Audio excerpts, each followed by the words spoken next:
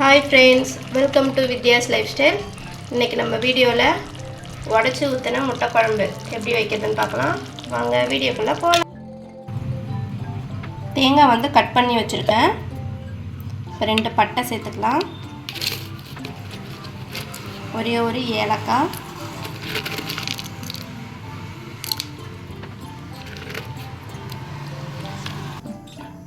நாலு கிராம்பு,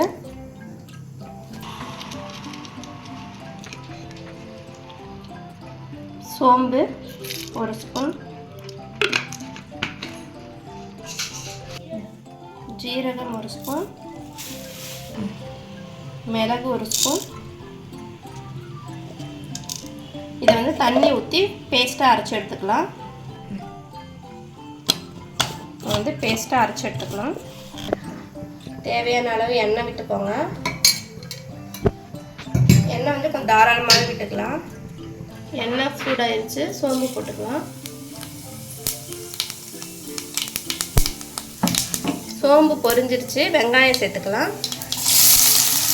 நான் வந்து ஒரு 3 வெங்காயம் சேர்த்துருக்கேன். பொடிசாக கட் பண்ணி சேர்த்துக்கோங்க. நல்லா வதக்கிக்கோங்க.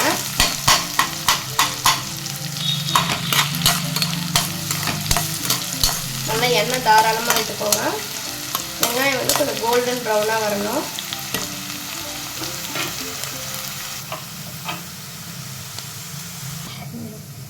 மூணு தக்காளி வந்து பேஸ்ட்டாக அரைச்சி எடுத்துக்கலாம்.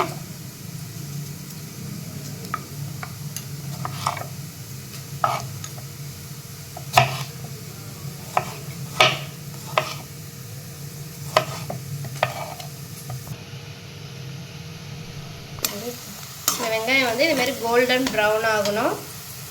இப்போ வந்து இஞ்சி பூண்டு பேஸ்ட்டு போட்டுக்கலாம். கொஞ்சம் தாராளமாக சேர்த்துக்கோங்க. நான் ஒரு 1 ஸ்பூன் கிட்ட சேர்த்துருக்கேன். இதையும் நல்லா வதக்கிக்கலாம்.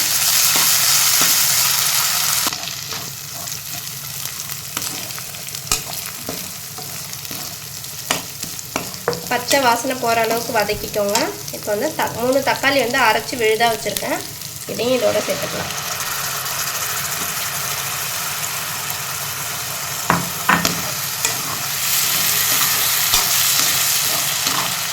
சூப்பராக இருக்கும் முட்டை குழம்பு. இது வந்து சப்பாத்தி, இட்லி, தோசை கூட நல்லாயிருக்கும். சாப்பாடுக்கு ரொம்ப டேஸ்ட்டாக இருக்கும்.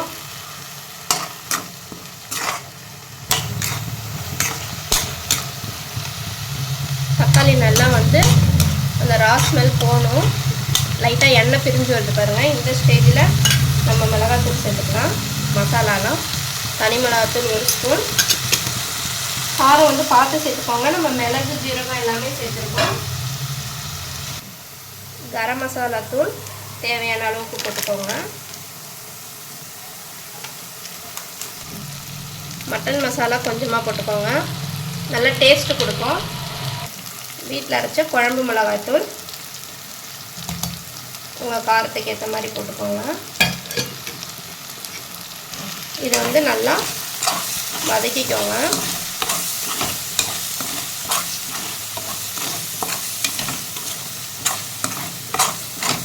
அதிகமாக தீ வச்சிங்கன்னா கரிஞ்சிடும், அப்புறம் கசப்பாயிடும். சிம்மிலே வச்சு வதக்கிக்கோங்க. இது கூடவே அரைச்ச தேங்காய் பேஸ்ட் இருக்கு இல்லையா, பட்டை, கிராம்பு, ஏலக்காய், மிளகு, ஜீரகம், இது எல்லாத்தையும் போட்டு நல்லா கொஞ்சம் வதக்கிக்கலாம்.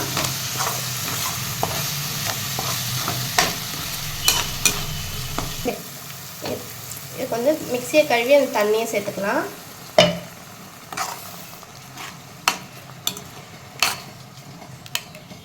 இன்னும் கொஞ்சம் தண்ணி வேணுன்னா விட்டுக்கோங்க. தேவையான அளவு உப்பு சேர்த்துக்கோங்க. இப்போ தான் உப்பு சேர்க்குறோம்.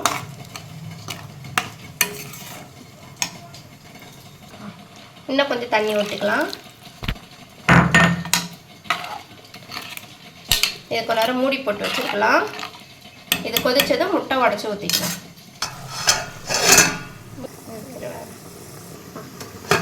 இது எப்படி கொதிக்குதான்னு பார்க்கலாம். நல்லா கொதிச்சு வருது.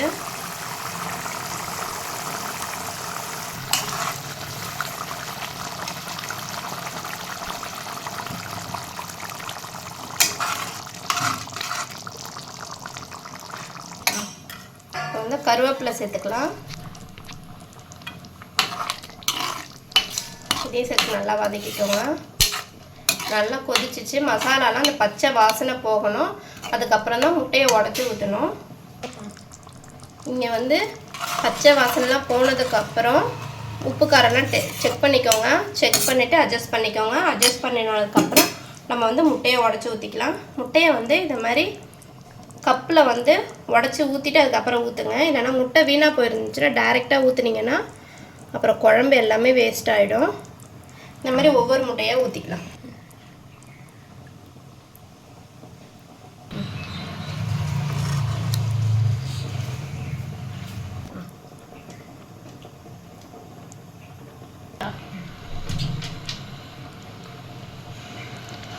அவ்வளோதான். முட்டையெல்லாம் 5 முட்டை எங்களுக்கு போதும். நான் தேவையான அளவுக்கு நாங்கள் ஊற்றிக்கிட்டோம். உங்களுக்கு எத்தனை முட்டை வேணுமோ அந்த அளவுக்கு குழம்பு அட்ஜஸ்ட் பண்ணிக்கோங்க. முட்டையும் சேர்த்துக்கோங்க.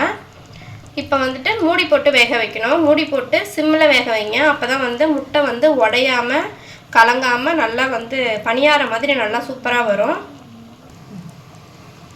இப்போ மூடி போட்டுக்கலாம்.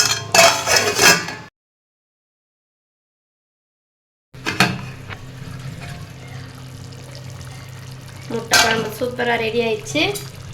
முட்டையை பாருங்கள், நல்லா நான் சொன்ன மாதிரியே இருக்கா. அவ்வளோதான், முட்டை குழம்பு ரெடி. இது சாப்பாட்டுக்கு, சப்பாத்திக்கு, இட்லி, தோசை எல்லாத்துக்குமே சூப்பராக இருக்கும். ட்ரை பண்ணி பாருங்கள். இந்த வீடியோ உங்களுக்கு பிடிச்சிருந்தா லைக் பண்ணுங்கள், ஷேர் பண்ணுங்கள், கமெண்ட் பண்ணுங்கள். மறக்காமல் சப்ஸ்கிரைப் பண்ணுங்கள். தேங்க்ஸ் ஃபார் வாட்சிங்.